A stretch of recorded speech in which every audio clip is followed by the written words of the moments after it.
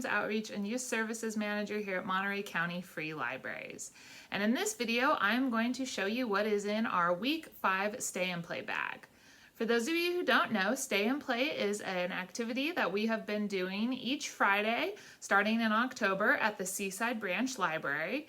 We have 2 more sessions left. We have the one coming up this Friday on November 5th, and then our last one is Friday, November 12th.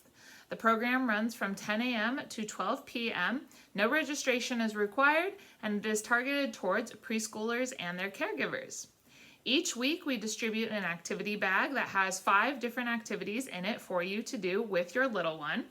Each bag comes with a little table of contents of what is inside of the bag, and all of the activities revolve around the principles of sing, talk, read, write, and play.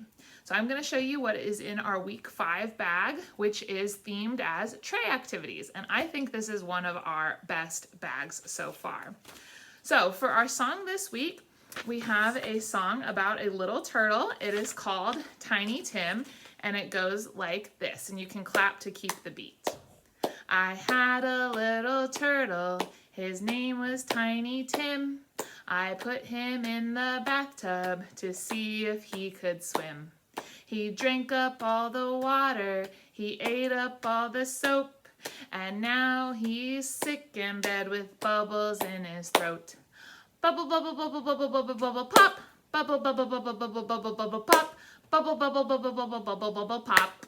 So that is a fun song that you can sing with your little one. We have the lyrics here. For our talk activity this week, this is where we get into our tray activities. So each bag is going to come with one of these eco-friendly biodegradable trays. And for talk, we have an activity that we've called Mystery Box, but it's more like Mystery Tray.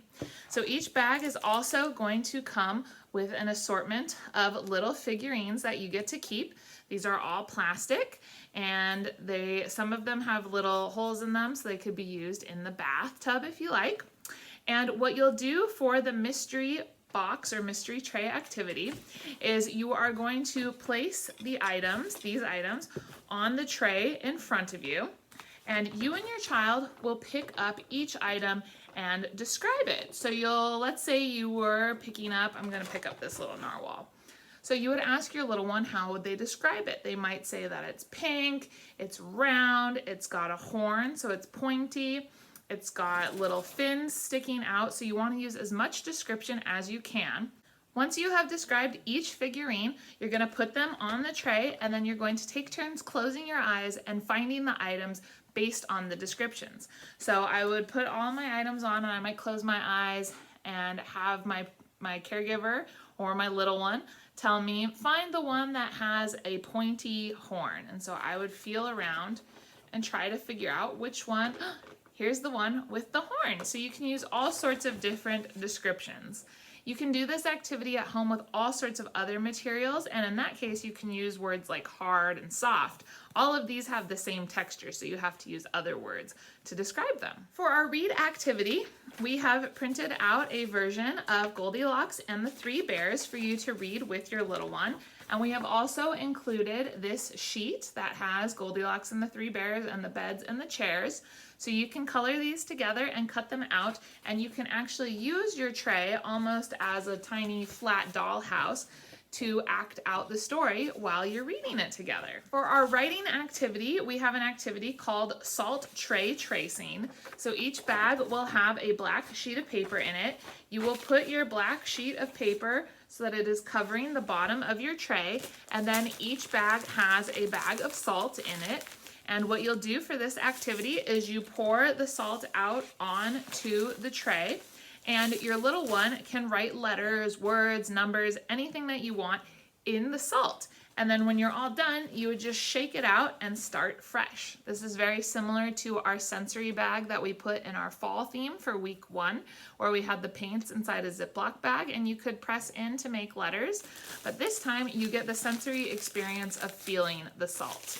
Of course, you'll want to be careful when doing this activity because you'll have a lot of loose salt on your tray, which is why Stay and Play is hosted outdoors. But if you're doing this inside at home, you'll want to make sure that you lay out something to cover up your surface or maybe do it in the backyard or outside. My favorite thing in this bag is our play activity, which is a sensory tray using kinetic sand. So if you've never played with kinetic sand before, it is very cool. It is sand, but it stays together almost like a Play-Doh, and it's kind of mushy, and it has a really, really cool feel to it. I love playing with it. It's very therapeutic. So you can put the amount of kinetic sand that you got on your tray and play around with it. Inside each bag with the sand are a number of seashells. So there are 4 to 5 seashells in each bag for you to play with in the sand, as well as 2 to 3 different sand molds that are different shapes. So this is a number 1 and a little giraffe, but there are all sorts of different shapes inside of the bags. There are many different skills that you're building with this type of activity where you build a sensory tray. You can work on language skills by asking your child to describe the feeling of the things in the tray. There's a lot of different textures, especially with the different shells, the way the sand feels, the way that the molds feel. And you're also working on fine motor skills by having your child manipulate the different objects that are inside, such as putting the sand into the scoops, making different shapes, working with the sand to build a little kinetic sand castle, whatever you might be doing. You can build all sorts of different sensory trays at home using different materials, dirt, sand, water beads, just plain water, pretty much anything that you can imagine, and putting different objects in it creates all sorts of different sensory experiences for your little one. Like always, each bag will also have a caregiver survey in it. If you fill out the survey and return it to us, you get a free book that you get to take home to keep. We also have a handout inside each bag that lists some of our other online virtual programs that might be fun for you to watch with your little one and do more activities at home. So that's it for this video. I hope to see you on Friday between 10 a.m. to 12 p.m. We will also be having a special guest speaker from Behavioral Health Department coming out this week to speak with us. And next week, like I said, will be our last week. That will be Friday, November 12th, 10 a.m. to 12 p.m. And we are going to have a nutritionist out to share some information with us. I hope to see you then. And if you have any questions, please leave them in the comments below. Bye, everyone.